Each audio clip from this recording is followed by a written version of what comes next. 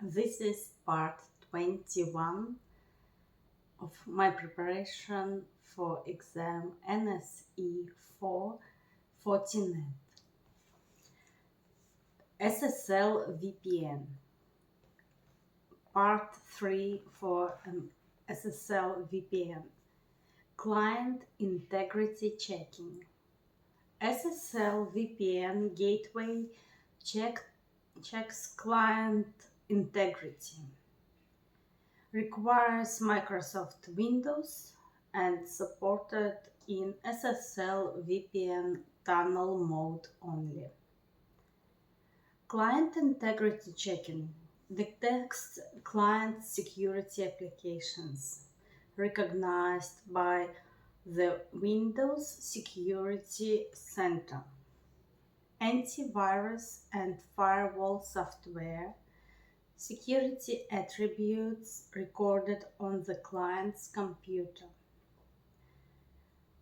Client integrity checking checks the status of applications through their globally unique identifier GUID. Custom hosts checks. Client integrity checking determines the status of applications. Is it active or inactive, current version number, and signature updates.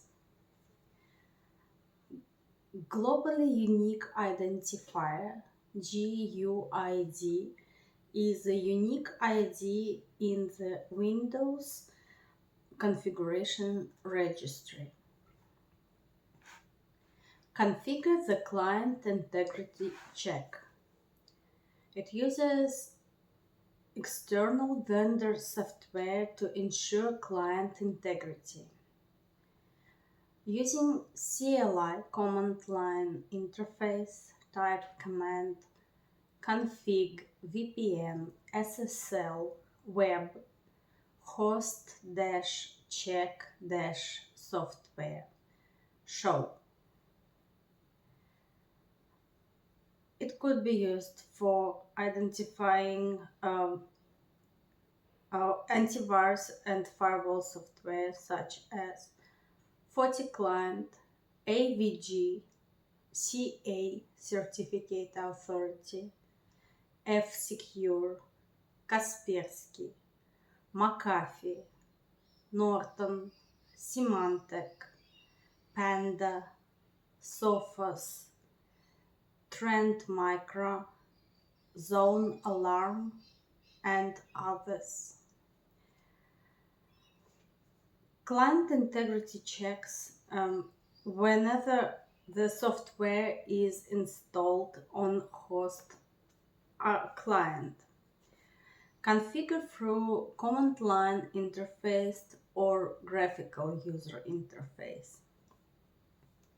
Software must be updated and recognized by Windows Security Center. Using CLI command line interface, type commands config VPN SSL web portal, edit portal name, set host check. You can put there none, AVL antivirus, AV-FW, custom, set host check interval and put interval in seconds. And when we put set host check none, there is no host checking. When we put set host check to AV, it verifies if there is any antivirus software.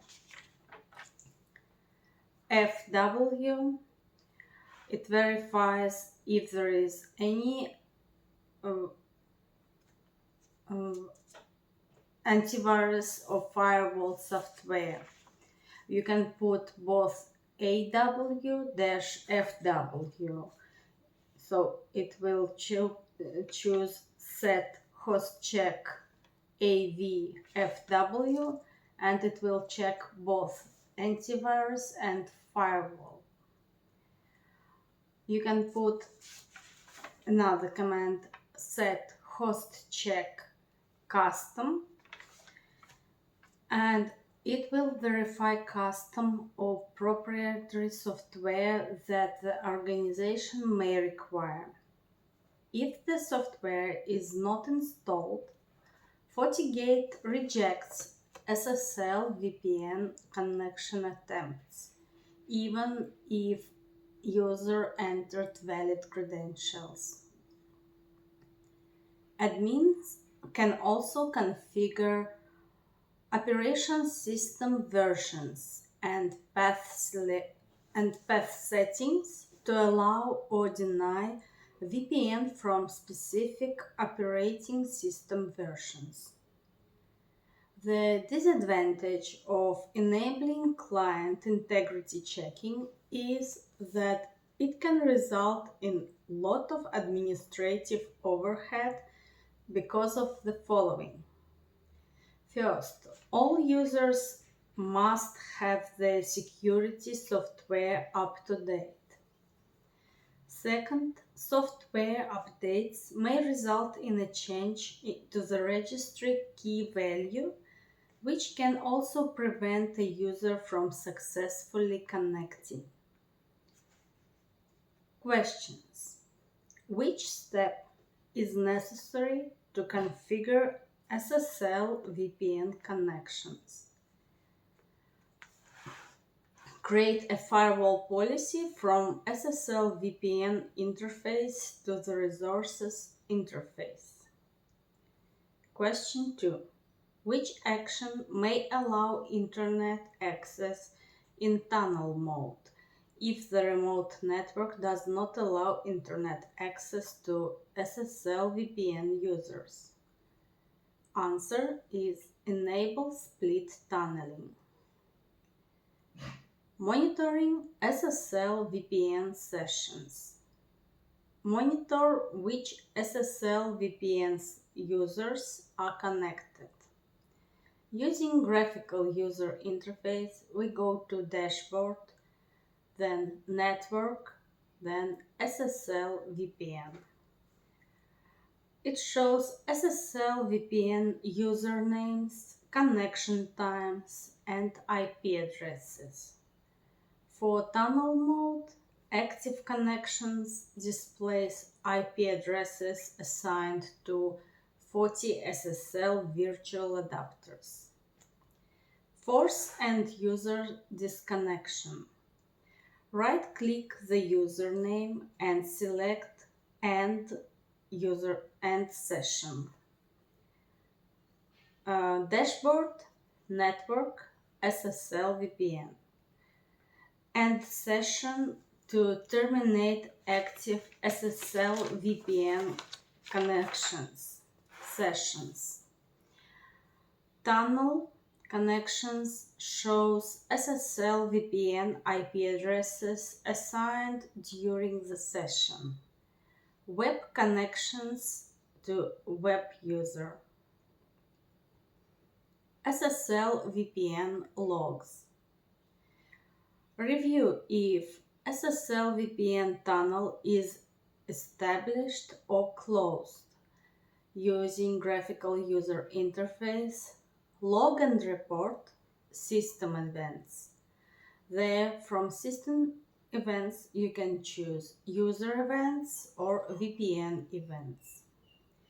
Review the authentication action related SSL VPN users.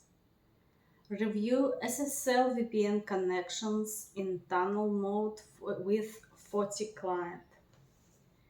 SSL VPN idle timeout versus authentication session.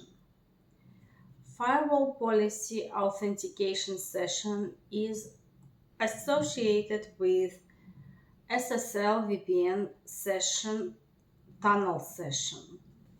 Firewall policy authentication session is forced to end when SSL VPN tunnel session ends. It prevents reuse of authenticated SSL VPN firewall sessions, which are not yet expired by a different user. So we cannot use expired um, firewall session with a different user. And after the initial user terminates the SSL VPN tunnel session, the connection is closed. SSL VPN authentication is not subject to the firewall authentication timeout setting. It has a separate idle setting. Default value is 300 seconds, so it means 5 minutes. When there is no packets or activity. VPN, then we go to choose SSL VPN settings. And there you can set different value of idle timeout, or otherwise you can use command line interface and type there config VPN SSL settings, set idle dash timeout, and there you put number from 0 to 259 200, and then an end. SSL VPN timers. You can set up timers to avoid logouts when SSL VPN users are connected over high latency connections. Using command line interface, type config VPN SSL settings. There you can set up different VPN SSL VPN timers, such as set login dash timeout. Login the timeout you can put in seconds from 10 to 180 seconds. Default value for login timeout is 10 seconds. Set DTLS-hello-timeout. Value you can put from 10 to 60 seconds. DTLS hello timeout default value is 10 seconds.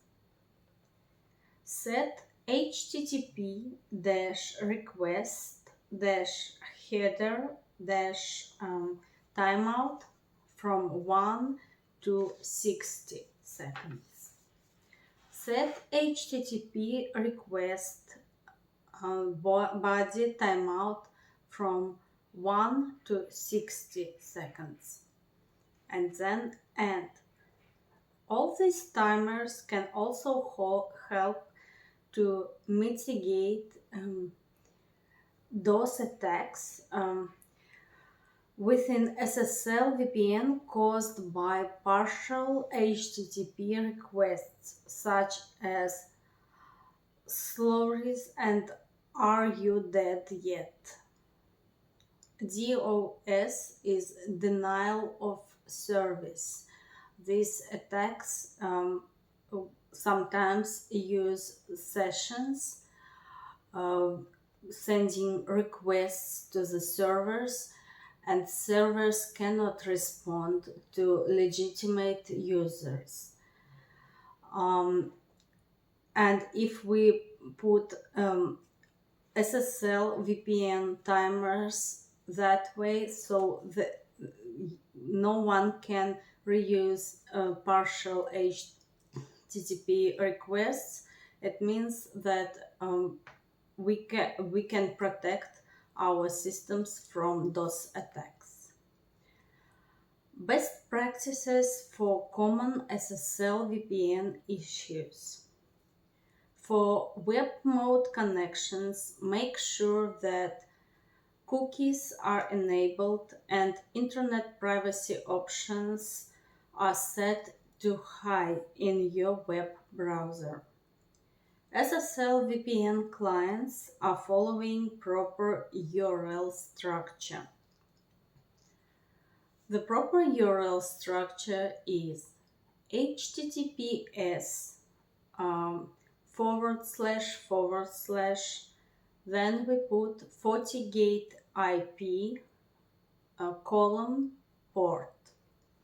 For tunnel mode connections, make sure that the FortiClient version is compatible with the FortiOS firmware, and refer to release notes for product compatibility and integration. Split tunneling is enabled to allow internet access without backhauling all users' data to remote network, or split tunneling is disabled and an egress firewall policy is created for SSL VPN connections. For general SSL VPN connections, make sure that users are connecting to the correct port numbers. To check SSL VPN port assignment, go to VPN, then choose SSL VPN settings. Firewall policies include SSL VPN groups or users and destination IP addresses. The timeout timer is configured to flush inactive sessions after a short time. Users are encouraged to log out when they are not using the network resources only accessible via SSL VPN. Thank you.